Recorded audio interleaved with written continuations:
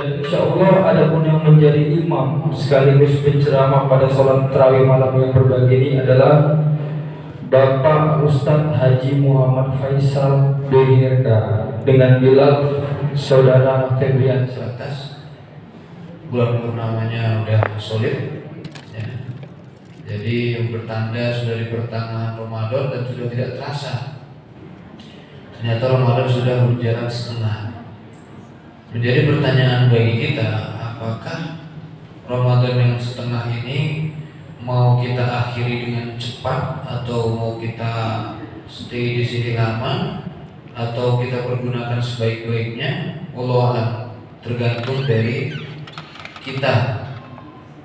Jadi dalam beberapa hadis yang dilewatkan, salah satunya itu dilewatkan oleh Imam At-Tabrani dan juga ada hadis dalam riwayat lain diriwayatkan oleh Imam Tirmizi bahwasannya Rasulullah SAW itu pernah mengatakan kepada para sahabat, Gurima anfu rajulin, jadi tercelalah seseorang laki-laki ataupun tercelalah atau terhinalah seorang manusia apabila dia disebutkan namaku tapi dia tidak menyambutnya.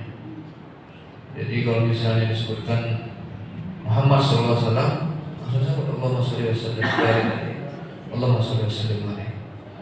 Jadi kalau misalnya kita nggak jawab, itu termasuk kita orang yang terhina dan tercela. Bahkan di riwayat yang lain dikatakan kita itu ba'idatun min rahmatillah, jauh dari rahmatnya Allah Subhanahu wa taala. Yang pertama, yang kedua itu terhinalah seseorang manusia atau tercela seorang manusia apabila telah datang kepadanya bulan Ramadan dan dia tidak mendapatkan ampunan dari Allah dan ketika bulan Ramadan ini berlalu. Itu sangat-sangat tercela dan terhina manusia itu. Kita nih Bapak Ibu, datang Ramadan sama kita nih. Kita yang telah sampai umur kita sampai Ramadan ini, ya kan? Alhamdulillah gitu. Masuk umur kita di Ramadan ini. Tiba-tiba Ramadan cuma numpang lewat aja. Maka ini dia adalah salah satu orang yang terhina dan tercela dan jauh dari rahmatnya Allah Subhanahu wa taala. Dan yang ketiga kata Rasulullah, terhina dan tercela seorang manusia itu apabila dia punya kedua orang tua, abuahu kibar, ya, ada dua orang tuanya ataupun satu, yang penting salah satu dari orang tuanya yang masih hidup ataupun ada dua orang tua yang masih hidup sudah sepuh, tapi itu tidak membawanya ke surga. Artinya apa? Diurusnya bapak mamanya tadi, enggak diurusnya orang tuanya tadi, sehingga dia menjadi anak durhaka, ya kan, anak durhaka. Jadi enggak membawa dia ke surga sama sekali. Padahal ketika orang tua umur sepuh, inilah waktu-waktu ketika kita mungkin dulu nggak sempat ngurus orang tua, di umur sepuh inilah kita bisa ngurus orang tua. Tapi ketika dia tidak mampu, maka sungguh tercela dan terhina dan jauh dari rahmat Allah Subhanahu wa taala. Dan ketika Rasulullah sedang menyampaikan ini, itu di tengah-tengah situ ada malaikat Jibril menyimak juga, dan malaikat Jibril bilang amin, dikabulkan sama Allah Subhanahu wa taala. Jadi memang kita ambil poinnya tadi bahwasannya masuk bulan Ramadan, lewat bulan Ramadan dan habis bulan Ramadan, ternyata kita tidak dapat ampunan dari Allah, jadilah kita orang yang terhina dan tercela. Nauzubillah. Jangan sampai Bapak. Karena memang Ramadan ini ada keberkahan yang enggak terhingga di dalamnya. Jadi dikatakan tadi bahwasannya Allah sampaikan dalam Al-Quran, Syahrul Ramadan alladzi unzila fihil Qur'an. Al-Quran, ya, yang sebenarnya setelah kita akan merayakan malam nuzul Quran, ya, dalam waktu hari lagi. Jadi Al-Quran itu salah satu mukjizat yang memang gak ada tandingannya dengan mukjizat yang lainnya. Memang mukjizat Nabi Musa bisa membelah lautan, mukjizat Nabi Isa bisa menghidupkan orang mati, ya kan? Mukjizat yang lain bisa tahan api Nabi Ibrahim, mukjizat yang lain bisa mengeluarkan unta dari dalam batu Nabi Saleh alaihissalam. Cuman mukjizat Nabi Muhammad ini adalah untuk umat yang mana umat terakhirnya Allah Subhanahu wa taala. Kita ini umat terakhirnya Allah. Dan ketika diturunkan Zabur, terus ada Taurat, ada Injil, ini kan untuk kepada kaum-kaum yang ketika itu hidup. Zabur sama umatnya Nabi Daud alaihissalam, kan? Taurat untuk Nabi Musa, ya kan? Kalau turunkan Taurat, ya kan? Hudan li Bani Israel, untuk Bani Israel, ya.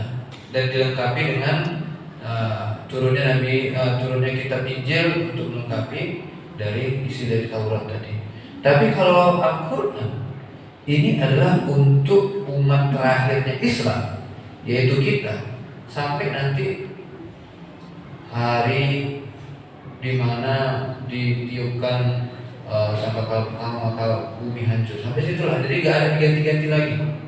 Ya gak ada, untuk lengkap gak ada lagi. Jadi betul-betul ini untuk umat manusia dan ini universal secara keseluruhan. Dan Al-Quran ini komprehensif, gak ada pengurangan ayat, pengelebihan ayat ataupun ditambah-tambahkan, gak ada intervensi dan juga gak ada revisi. Jadi betul-betul Al-Quran ini adalah bayyinatin minal huda wal furqan, menunjukkan kekuasaan Allah Subhanahu wa taala, menjelaskan, menjabarkan secara detail apa yang ada di kita hidup ini, di zaman yang kita hidup. Generasi dari zamannya dulu mungkin kita bilanglah zamannya Majapahit sudah ada Al-Quran, gitu kan?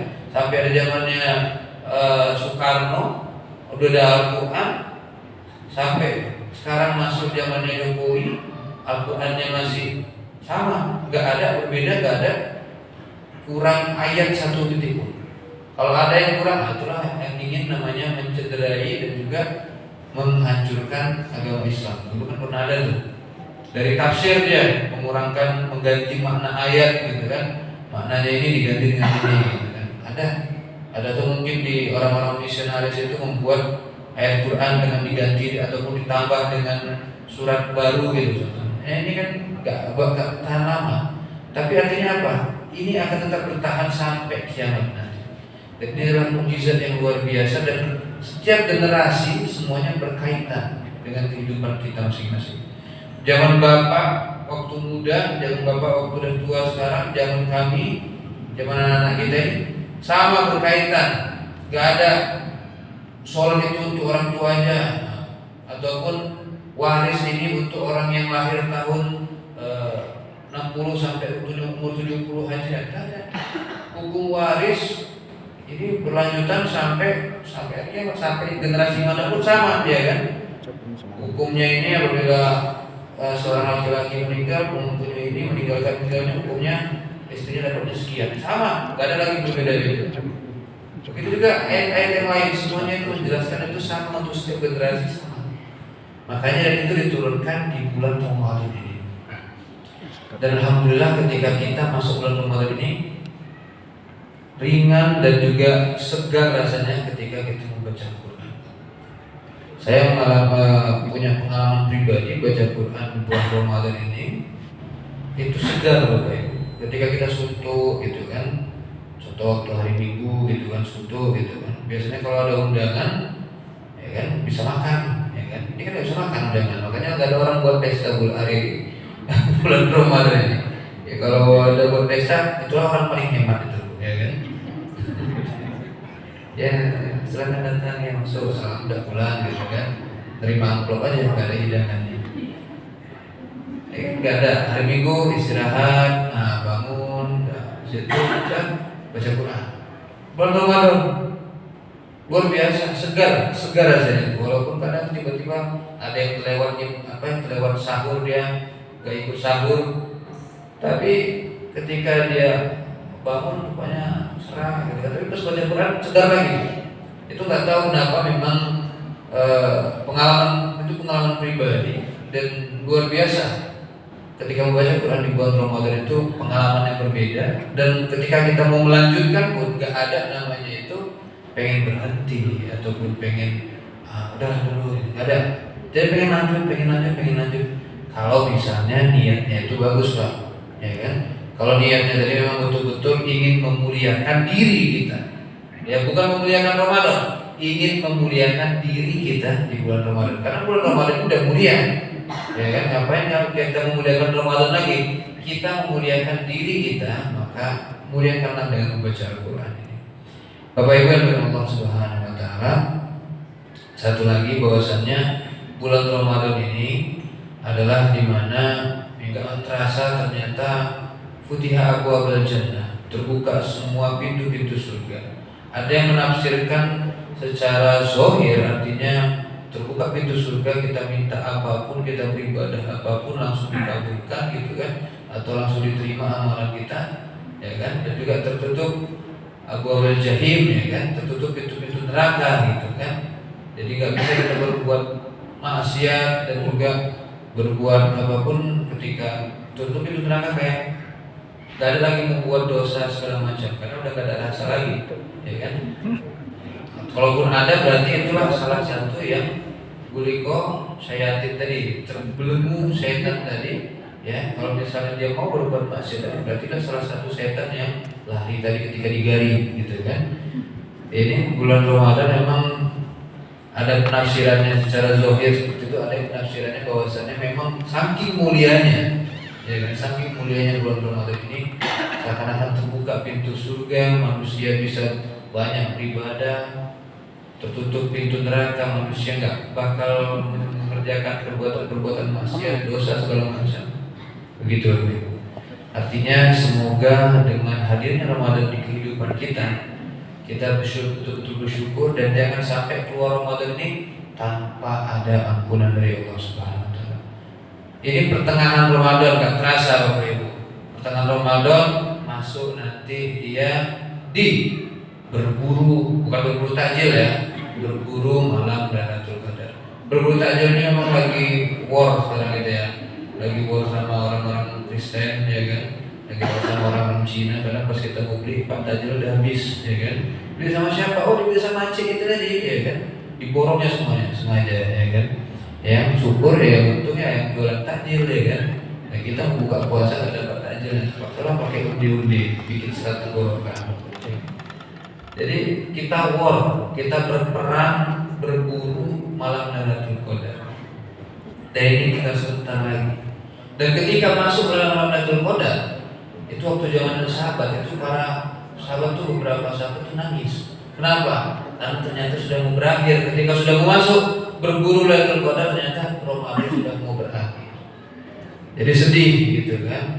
Nah kita nggak tahu antara sedih ataupun gembira, nggak tahu lah. Tapi yang penting jangan sampai kita lewatkan berburu malam Lailatul Qadar nanti insyaallah. Dan alhamdulillah ini cuaca kita bagus-bagus saja ini. Beberapa hari yang lalu mungkin ada hujan sedikit-sedikit, tapi insyaallah sampai akhir Ramadan cerah terus kan insyaallah kita doakan ya. Jadi mungkin ini dapat kami sampaikan dan semoga sedikit kalau di undangannya itu ulibas, ya kan, entah siapa yang ulibas kita tahu, ya kan. Walaupun nggak berani melibas siapa ini, ya. Kuliah 15 ini semoga bisa bermanfaat untuk kita semuanya, dan semoga Ramadan kita ini amal kita, zikir kita, sholawat kita, sholat kita, witir kita, sahur kita, sedekah kita, infak kita, tadarus kita, silaturahmi kita, dan amal ibadah lain selama kita lakukan di bulan Ramadan ini diterima Allah Subhanahu Wa Taala. Amin. Amin.